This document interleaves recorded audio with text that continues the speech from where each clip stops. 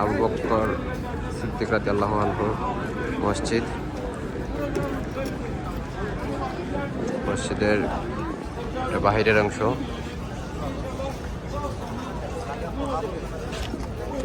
একটু পরে আমরা ভিতরের অংশ দেখাবো। এটা হচ্ছে পশ্চিম সাইডের অংশ। Her namazdan sonra gider. Cenazeler gidiyor ya. Evet. Tamam hemen namaz biter.